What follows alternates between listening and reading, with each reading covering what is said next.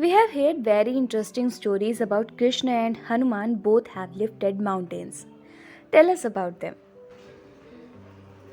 In the Bhagavad Puran, an angry Indra inflicts heavy showers on Gokul in an attempt to drown and destroy the village. Krishna lifts up Govardhan Parvat on his little finger and uses it as an umbrella for the people. Again, this demonstrates Krishna's strength. Interestingly, it is also believed that Govardhan was made of cow dung. That is, wasn't a natural mountain. In the Ramayana, during the battle with Ravan, Lakshman is injured by an arrow. The only thing that can save his life is the Sanjeevani herb, which grows on the Gandhaman Parvat in the north. Hanuman is sent to fetch the herb, but he cannot find it as time is of the essence. He picks up the entire mountain and brings it to Lanka. This shows his incredible strength. When Hanuman is flying towards Lanka to find Sita, he has many adventures. He encounters a number of dangers on the way, in the form of asurs and monsters. He then comes upon Menak Parvat. Menak identifies himself as Himavan's son. He asks Hanuman to rest against him, since he must be tired and then proceed to Lanka. But Hanuman turns down his help, saying he has no time to rest. Menak realizes what a great soul Hanuman is. So Hanuman is called Mahavir, Sankat Mochan, someone who will not rest until he has solved your problem. Menak Parvat is a curious mountain because it rises up from the ocean to offer Hanuman rest. But when he refuses, it sinks back, almost like a mobile mountain.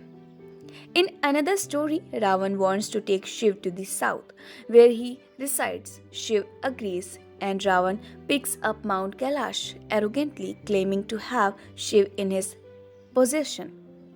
To squash his conceit, Shiv presses his big toe from where he sits on top of the mountain, bringing the mountain crashing down on Ravan. In many Shiv temples, there is an idol called Ravan Anugrahamurti.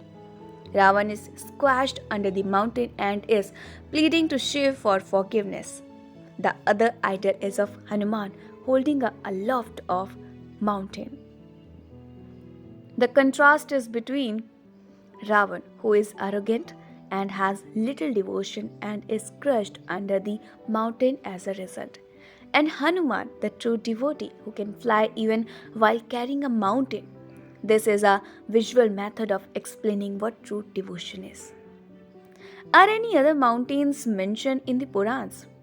There are stories about the Vindhyas. Vindhya was a very conceited and always quarreled with the gods, grahas, rivers, and rishis. Once he tells Surya that he'll grow so tall that the sun god will not be able to cross over to the other side. Worried, the gods go to Rishi Agastya to intervene. Agastya goes to Vindhya Parvat. On seeing him, the mountain bows in respect. The Rishi says that this helps me go southward, so stay as you are until I return. It is believed that Agastya never returned and the mountain is still bent over. Ravan's kingdom, Lanka, is also on a mountain called Trikut Parvat, which is associated with the Vindhyas. Once Vindhya gets into a wrangle with the wind god, Vayu, who threatens to blow him away. When Vindhya challenges him, Vayu becomes stronger and stronger. So Vindhya takes the help of Sheshnag. He asks the serpent to wrap his coils around the base and hold on tight. The the two strengths balance each other out. One, the mountain of Vayu, and the other, the stabilizing strength of Sheshnag. This goes on for a while until the gods ask them to stop it. On hearing Vishnu's command, Sheshnag relaxes immediately. Just then, Vayu realizes a strong gust of wind and a piece of the Vindhyas breaks off and is swept away into the ocean, where it becomes Trikot. On top of this, the kingdom of Lanka is established. In most of the stories about mountains, a common feature is that mountains are transported from the north to the south through some means, either by being carried or being swept away, and so on. Many important temples like Vaishno Devi and Tirupati are on mountain tops. Why is that? Mountains are considered close to the god as they reach the skies. People live on earth and gods up in the skies. Mountains connect the two.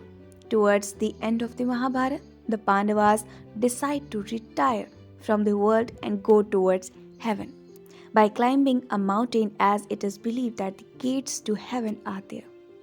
It is said that Vishnu came to earth from his heavenly abode and started looking for a place that would remind him of Vaikuntha.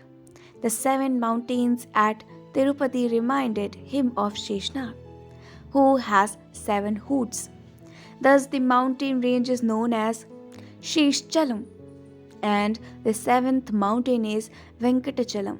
Vishnu on this mountain is called Venkateshwar. Further in the south, Murugan's idol at Palani is on a mountain. In Kerala, Lord Ayyappan is also known as Harihara Sut. His temple is at Sabrimala on a mountain. It is said that those who sit on a mountain are tapasvi. So Ayyappan, having tied a yokpattam around his legs, sits and does only tapasya there. Vaishno Devi too is a tapaswini. She is not in her role as a wife here. In South India, all Kartikeya temples are found on mountains. What is the connection? Kartikeya is Shiv's son. Once the two have a fight and Kartikeya decides to leave Kailash and head south. According to the Jyotirlings, Shiv goes after him to persuade him, but Kartikeya keeps going further away.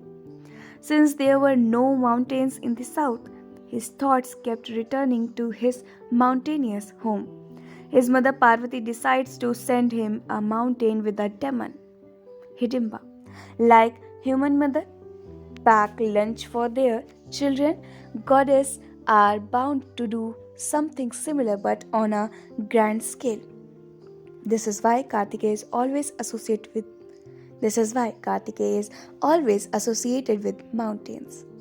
Another story is that when he is warring with Tarka Asur, Tarka's brother Surpadma assumes the shape of a mountain. Kartikeya shatters the mountain with his lance, splitting it and creating a passage. This shows Kartikeya's immense strength. He broke Mount Crunch as well. So, Kartikeshwar is strongly associated with mountains. So, this is it for today. I'll be back. Till then, keep listening beautiful stories and keep smiling.